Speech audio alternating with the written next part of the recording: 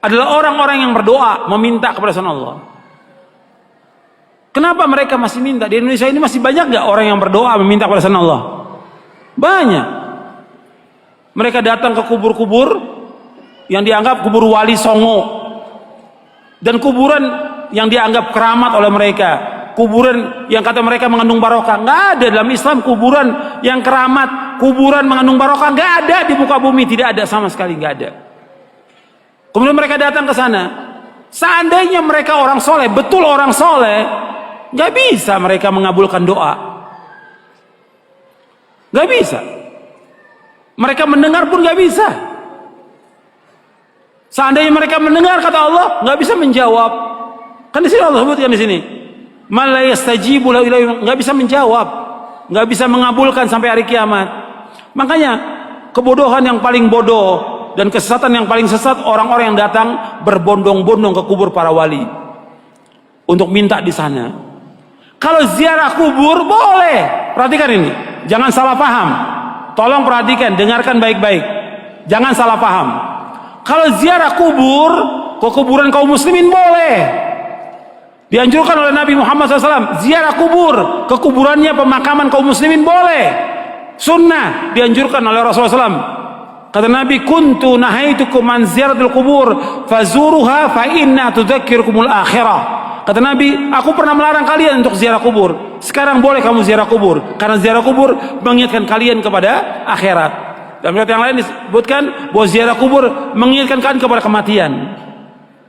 Ziarah kubur kaum muslimin boleh, tapi ziarah kubur yang dilakukan oleh mereka ini, datang ke kuburan wali dengan niat kuburan itu mengandung barokah, bahwa orang itu soleh, suci, bisa mengangkat doa mereka ke langit kepada Allah sebagai tawasul. Mereka minta, ada yang menjadikan mereka sebagai wasilah kepada Allah, ada yang menjadikan mereka sebagai syafaat kepada Allah, ada yang mereka menjadikan mereka sebagai Tuhan yang mereka minta kepada penghuni wali, penghuni kubur itu.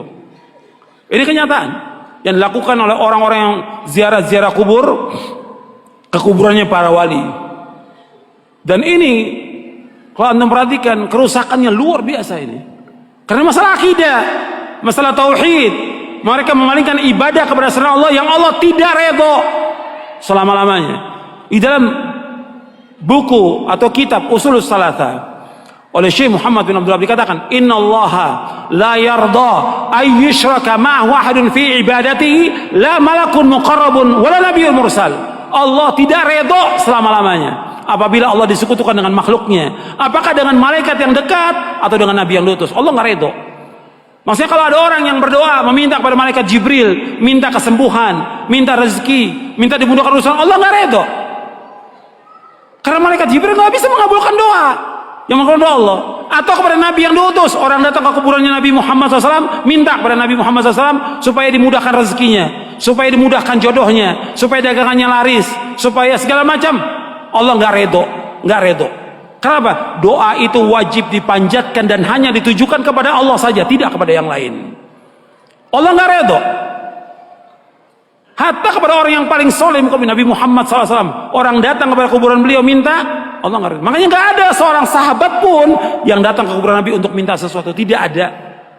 Tidak ada seorang sahabat pun radhiyallahu anhum ajmain yang datang ke kuburan Nabi untuk minta sesuatu, tidak ada sama sekali. Mereka berdoa langsung kepada Allah. Begitu juga setelah wafatnya Khulafaur Rasyidin, gak ada orang datang. Tapi belakangan di abad kedua, ketiga mulai, siapa yang melakukan pertama kali penyembahan kepada kubur yang dikeramatkan pertama kali di muka bumi? Syiah. Pertama kali, laknatullah alaihim. Pertama kali Syiah yang menyesatkan kaum muslimin. Mereka katakan kubur imamnya, kemudian kubur Husain mereka sembah, mereka tawaf di situ. Itu pertama kali. Sunnahnya orang Syiah, sunnah sayyi'ah, sunnah jahiliyah yang mereka lakukan. Bukan sunnah hasanah, sunnah sayyi'ah. Mengajak orang untuk menyembah kubur. Setelah itu diikuti oleh apa? Diikuti oleh yang kedua, tarekat sufiyah. Yang pertama Syiah, laknatullah alaihim. Yang kedua tarekat sufiyah.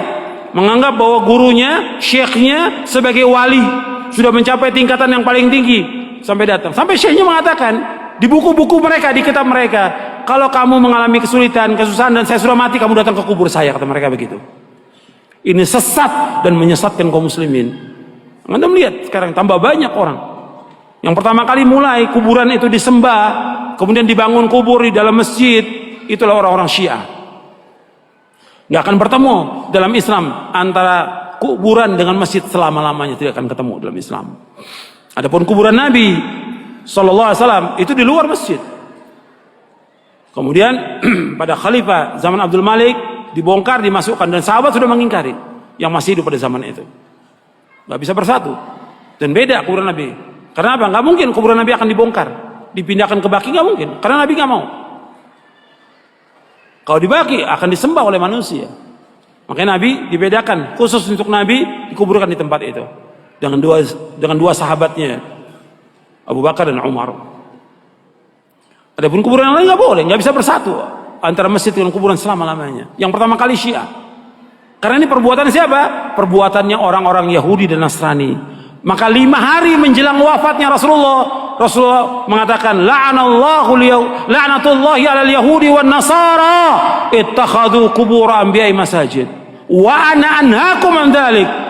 Mudah-mudahan, kata Nabi SAW, 5 hari menjelang wafat, mudah-mudahan Allah melaknat orang Yahudi dan Nasrani karena mereka menjadikan kubur Nabi mereka sebagai tempat ibadah. Aku larang kalian jangan melakukan seperti mereka.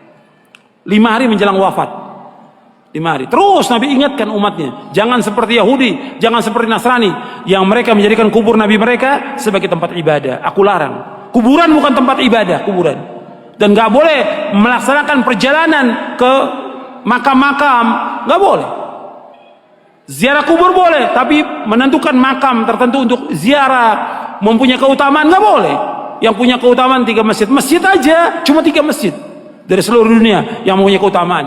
Kata Nabi SAW dalam hadis yang sahih, ada di buku ini, la tushaddur rihalu illa ila 3 masajid, masjid hadza wa masjidil haram wa masjidil aqsa. Kata Nabi, enggak boleh mengadakan perjalanan dengan niat ibadah kecuali 3 masjid. Tidak boleh mengadakan perjalanan safar dengan tujuan ibadah kecuali 3 masjid. Pertama masjidku ini, Masjid Nabawi. Yang kedua Masjidil Haram. Yang ketiga Masjid Aqsa. Masjid aja nggak boleh. Ada di Bandung umpamanya ada masjid yang bagus, orang mengatakan bahwa masjid itu punya keutamaan, nggak boleh. Semua masjid sama. Masjid di sini di Pustai atau masjid yang lain yang dibangun semua sama. Ganjarannya sama kalau orang sholat di dalamnya, kecuali 3 masjid. Masjid Nabawi sekali sholat di sana 1000 lebih dari masjid yang lain. Kalau di Mekah, di Masjidil Haram, di Mekah maksudnya di Masjidil Haram saja, bukan di masjid yang lain. Di Mekah bukan, di Masjidil Haram saja itu 100.000 keutamaan dari masjid yang lain seluruh dunia. Kalau di Masjidil Aqsa 250. Itu keutamaan yang disebutkan oleh Rasulullah Sallallahu Alaihi Wasallam. Kalau masjid yang nggak punya keutamaan kecuali 3 masjid, apalagi kuburan. Kuburan nggak punya keutamaan sama sekali. Makanya orang-orang yang datang dan meminta ke kubur-kubur, Allah menyebutkan dalam Al-Quran ini orang yang paling sesat di muka bumi. Antum catat tuh ayatnya, ya, surah Al-Ahqaf surah 46 ayat 5 dan 6. Ini dalil. Alate gitu, terus mun niku mun mau kono bakas wau nggih sing garis kanan. Rumono gitu, terus sing garis kanan ana teng ngarep sing parek pangeran nggih ngarep. Ngarep niku nabi, rasul, nabi, ulama. Ya wali itu dulu itu kalau ulama mesti wali. Kalau sekarang kan ono wong kalau wali ono wong alim aja niku salah kaprah. Angger ulama mesti wali, nak wali ra mesti napa ulama. Ulama tenan lho tapi sing memang menguasai hukumnya pangeran. Nah terus Allah itu tanya, mbon setelah dialek itu selesai, terus orang-orang Islam kebanyakan sing dosane akeh, nate zina, nate maling, nate korupsi, penggabane bodoni tiyang, gawe visa fiktif antara wong umroh semacam-macam lah, sing tukang macam-macam. Piye wae Islam itu ya kelip-kelip ana nure ngguri pol, pokoknya tapi termasuk Islam. Ini nanti juga masuk surga lewat neraka sik mbok ora, pokoknya ya piye lewat neraka lah. Pokoke terus walhasil lu akhirnya untuk syafaat kabeh. ada seorang ulama yang mengistikharah itu. Kenapa begitu? Tak warai carane. Hujahnya begini. Logikane ngeten nggih. Dan saya bangga nggih dengan teori ini mergi ini dawuh ulama. Dosa paling gede itu syirik. Syirik itu mensekutukan Tuhan. Maksudnya menganggap selain Tuhan itu fungsinya atau kedikjayaannya atau kekuatannya sama dengan Tuhan. Kemudian makna syirik ini meluas menjadi kelompok sing ekstrim. Ana wong sing darani sekedar ziarah kubur, donga ning kuburan dianggap napa syirik, mergo dianggap njaluk napa kuburan. Padahal umpama dirungokno dongane ya muni ya Allah lho, ya raya muni ya kuburan. Tapi ya dene. Mulane sekali-kali sing darani syirik kon ngrekam utawa kon ngrungokno. Engko oleh donga tetep muni napa? Ya Allah, ya Rabbana, kan ya ora muni ya aku. Malah sing mayite rada dinyek. Nah piye kowe teko adu-adu misale ruhin sampeyan ziarah ning aku atau nyek Gusti niki guru kula salah-salah dosa-dosane sepuro mbakas dosaku bareng gak kurang ajar tapi lha iya kok diarani njaluk aku piye ngenyek bareng kok njaluk lha iya kok sembarane njaluk piye kowe nak ndongakno guru Pak oh maghfir dzunubahu wa sayyiatihi pokoke kan tetep ndongakno waghfir Gusti niki sepuro nak apik jenengan tikelno nak elek jenengan sepuro. Ya kan yang nanya uang kan berarti dia memungkinkan aku elek bareng kan. Aslinya kan ya dengan posisi ngono kok ape jaluk mayit kan ya ora mungkin wong ngenyek yo nganti ngono. Pemene nak roken rodok ngalim dungane umat al-qabruhu rodotan min riyadil jannah walatat al-qabruhu khufratan min khufarinir. Gusti kuburane dadekno taman surga, ampun dadekno jurang neraka. Artinya dekne dhewe nganggep aku kan posisi ndak aman kan. Mulane aku ora seneng diziarahi ruhin aku ngerti kira-kira aku ada pelecehan pasti. Artinya dengan kondisi ini saya yakin orang ziarah kubur mau barani bid'ah cek nganggur lah pokoknya jarani syirik. Ya jarani ndak mungkin kan dengan lafaz-lafaz itu orang minta sama kuburan itu. Dengan lafaz-lafaz sing rodok wae dan merendahkan mulu sing makanya syirik itu sing mesti dia menyekutukan Tuhan. Ada makhluk lain atau selain Allah yang kamu anggap kekuatannya sama dengan Allah. Dan itu lucunya malah terjadi dalam kita keseharian. Misalnya keyakin sing marekno kowe iku budrek. Kowe anggere ngelu golek budrek, anggere lara weteng golek apa, itu malah bahaya. Makanya itu dihilangkan lewat baca bismillah. Makanya kata Imam Syaroni, bismillah itu tidak wajib. Tapi siapapun yang mukasyafah akan mewajibkan baca bismillah. Karena untuk menetralisir kekuatan adat itu hanya bismillah. Coba kamu sekarang yakin kan kalau makan itu pasti wareg, nak ngombe mesti seger. Karena kita bertahun-tahun nak ramangan ya lesu tenan. Sehingga kita hampir pasti memastikan nak mangan itu mesti. Lu kata mesti ini sing dadekno syirik berarti Anda menafikan kekuatan Tuhan yang bisa membuktikan bikin malaikat tidak makan hidup. Misalnya kita kok, tapi aku manusia Gus gak malaikat.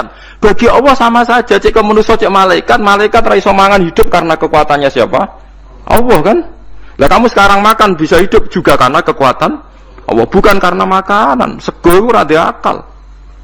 Nah, untuk menetralisir hukum adat yang sudah mengkerak wis ngene iki kon maca bismillah, setidaknya kita yakin nak sing maringi kekuatan itu Allah lewat bismillah. Nah, tapi secara naif kita secara fatwa fikih resmi kan itu tidak wajib. Mulane sik ra wajib lah cara fikih kowe wajib maca bismillah cara hukum tauhid karena tadi kalau kita tidak baca bismillah jangan-jangan kita meyakini mangan itu mesti wareg nak ngombe mesti seger. Padahal kata mesti iki sing dadekno syirik karena seakan-akan makan itu punya kekuatan yang luar biasa. Paham sih kalau maksud? Malah bismillah itu penting sekali, sangat-sangat penting. Karena untuk menetralisir adat sing mulane wis pokoke bismillah. Mulane bismillah dari ulama sing pun usul kan bismillahirrahmanirrahim kabeh maknane Quran disimpen Fatihah, Fatihah disimpen ning bismillah. Bismillah wis hurufe mok 19 sampe tau ngitung ya. Aku wong alim ora tau ngitung lah tetep ero. Perkarane yo maca kitab itu dadi aku pokoke bismillahirrahmanirrahim ku jumlahe pinten? 19. 19 iku disimpen ning bak. Wis 19 karek sithik disimpen ning bak. Kabeh ulama nyingkat bak iku bi kana makana wa bi yakunu mayakun. B Bi sebab kekuasaan ingsun Allah kana makana yang ada menjadi ada, wa bi yakunu ma yakun dan karena saya saja yang akan ada menjadi